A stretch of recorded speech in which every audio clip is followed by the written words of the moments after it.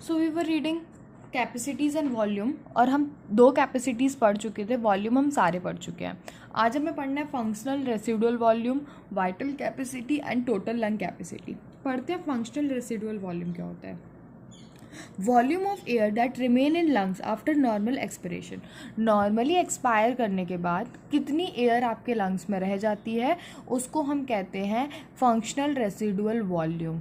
तो आपकी क्या रह जाएगी नॉर्मल एक्सपायर करने के बाद, एक तो आपकी ERV रह जाएगी, एक्सपायरेटरी रिजर्व वॉल्यूम रह जाएगी, जो कि फोर्सफुल एक्सपिरेशन के बाद ही निकलती है क्योंकि, और रेजिडुअल वॉल्यूम जो कि आपकी लंग्स में रहती ही है हमेशा, वो तो आपके लंग्स में रहेगी क्योंकि आपने फोर्सफुली एक्सपायर नहीं किया है। तो जो फोर्सफुल एक्सपायर करने के बाद एयर रहती है वो निकलेगी, एक तो कौन सी ERV, ठीक है, और रेजिडुअल वॉल्यूम निकलेगा। रेजिडुअल वॉल्यूम तो आपका रहता ही है लंग्स में, तो रेजिडुअल वॉल्यूम रहेगा। तो functional residual capacity I hope समझ आ गई होगी। उसके बाद वाइटल कैपेसिटी। वाइटल कैपेसिटी में क्या है, the maximum volume of air a person can breathe after a forced expiration. कितना ब्रीथ कर सकता है यदि हम फोर्सफुल एक्सपायरेशन करने के बाद। तो सबसे पहले फोर्सफुली एक्सपायर कर दिया, तो फोर्सफुल जो एक्सपायर किया मतलब ERV वो लेगा, फिर नॉर्मली जो लेता है वो लेगा, फिर IRV, ठीक है। उसके बाद आपका आता है टोटल लंग कैपेसिटी, TLC में तो सब आ जाएगा, ठीक है। फिर उसके बाद आपका आता है next topic, exchange of gases. Exchange of gases में क्या है, alveoli are the primary site of exchange of gases. मैंने आपको पूरा बाइफर्केशन पढ़ाया था ट्रैकिया से लेके एल्वोलाई तक का। तो ट्रैकिया से लेके एल्वोलाई तक का बाइफर्केशन जब आपने पढ़ा तब मैंने आपको बताया था कि जो आपका एक्सचेंज पार्ट होता है वो आपका एल्वोलाई और उसके डक्ट्स होते हैं। तो यही लाइन यहाँ पे लिखी गई है, जो एल्वोलाई होता है वो प्राइमरी साइट होता है एक्सचेंज ऑफ गैसेस का। Exchange of gases also occur between the blood and tissue. मैंने आपको बताया था एक्चुअली हमें ऑक्सीजन टिश्यूज़ को देनी है, ठीक है। तो जो ब्लड के थ्रू ही हम टिश्यू तक पहुंचाएंगे ऑक्सीजन को, तो वही बोल रहे हैं कि एक्सचेंज ऑफ गैसेस ब्लड और टिश्यू के बीच में भी होता है। O2 and CO2 are exchange in these side by the simple diffusion.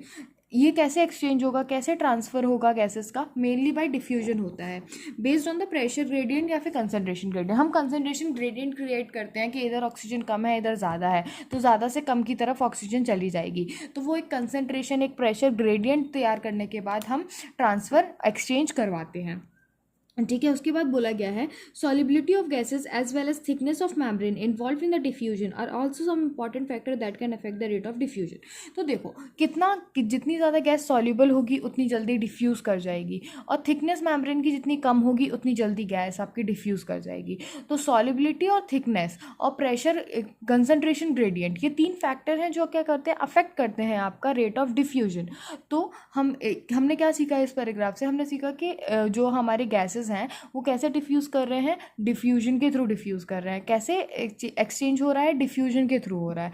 और डिफ्यूजन किस किस पर डिपेंड कर रहा है, आपका एक तो प्रेशर ग्रेडियंट आपको बनाना पड़ेगा सबसे पहले, फिर हमें देखना पड़ेगा सॉल्युबिलिटी कितनी कैसी है गैसेस की, फिर हमें देखना पड़ेगा कि आपकी जो थिकनेस है मेम्ब्रेन की वो कम होनी चाहिए। जितनी कम थिकनेस होगी उतना इजीली आपका गैसेस जो है वो एक्सचेंज हो पाएंगी, ठीक है। उसके बाद ना इधर पार्शियल प्रेशर की बात की गई है और बताया गया है पार्शियल प्रेशर क्या होता है। Pressure contributed bye the individual gas in a mixture of gases is called partial pressure and is represented by PO2 for the oxygen and PCO2 for the carbon dioxide.